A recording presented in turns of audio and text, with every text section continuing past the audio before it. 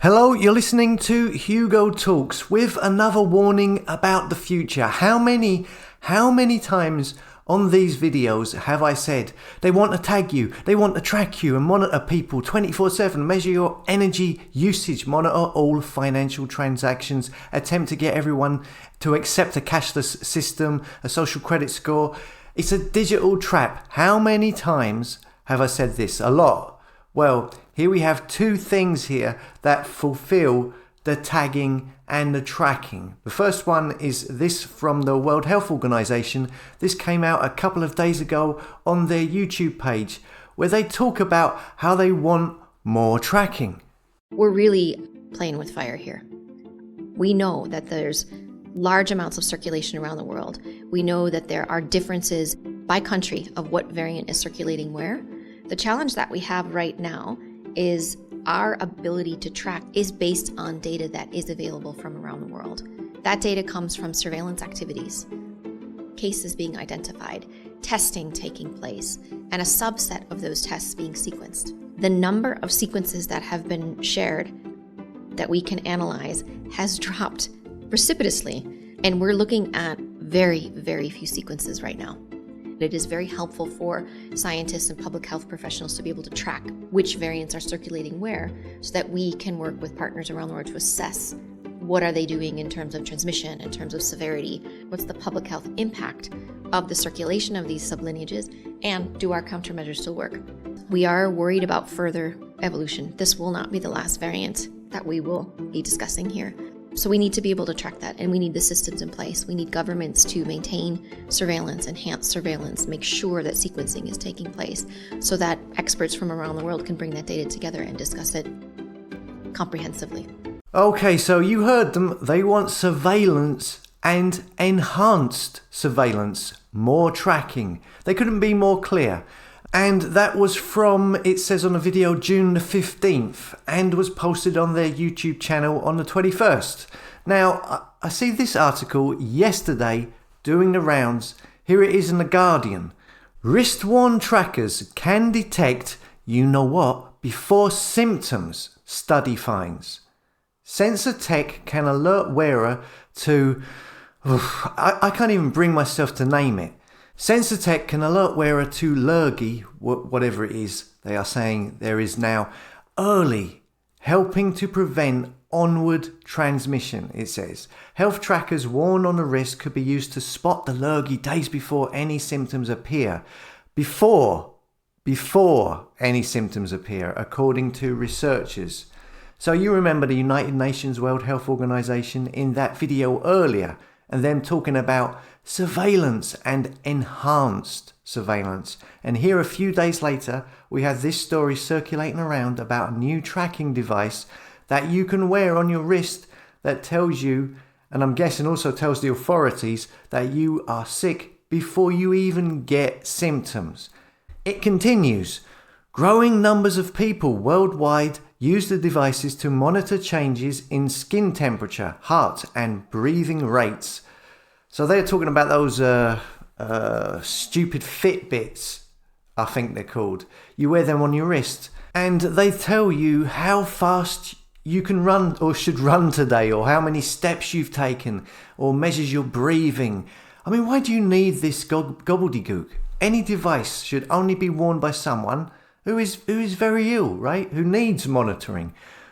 Not someone who is healthy, but of course, that's who they market it to, the healthy, the fitness nuts, the people who don't need it because they are healthy. You don't need a gadget to tell you when you should go for a run or how your breathing is.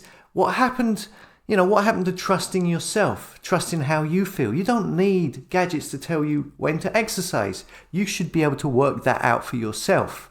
Unless, of course, you want to be programmed by AI. Unless, of course, you want to be a mindless robot slave and told what to do by a digital device.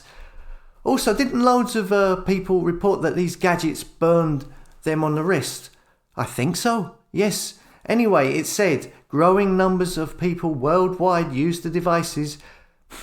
Yeah, a growing number of numpties allowing themselves to be programmed for being tagged and tracked, yeah. It continues, wearable sensor technology can enable lurgy detection during the pre-symptomatic period. The discovery could lead to health trackers being adapted with AI to detect early on, simply by spotting basic physiological changes. This could help provide an early warning system to users that they may be infected, which may in turn help to prevent the spread of the disease more widely. It says here, our research shows these devices partnered with AI, artificial intelligence, can push the boundaries of personalized medicine and detect illnesses prior to symptom occurrence, potentially reducing transmission. It says, so this kind of reminds me of that movie, the book, Minority Report, the book by Philip K. Dick, set in the future, in where artificial intelligence has increased to such a degree, to such an extent, that people are being arrested before they commit the crime, because the AI reckons, the artificial intelligence believes it knows and can predict what you're going to do in the future before you've done it, with its big AI brain. And you remember we were looking into Peter Thiel's Palantir and their Palantir Gotham, which is an attempt to build something like that, where you are arrested for nothing. You're arrested because the AI believes and predicts you're going to commit a crime in the future at some point. So it's more efficient to stop you now and arrest you now before you do it. And this is somewhat along those lines. You have a gadget and it's round your wrist, and it's claimed here is going to tell you you're sick before you get any symptoms. And this is how and where technology is going. And examples like the Fitbit or even the smartphone, where people have been trained to be told what they should do with these gadgets. I mean, why do you need it? You're being programmed due to a gadget that they wear, that they choose to wear, as opposed to just using your gut instincts and your intuition. You decide if you want to exercise today. You decide how much water you're going to drink today. It should be dependent on how thirsty you feel, not the flipping gadget telling you how much you should drink.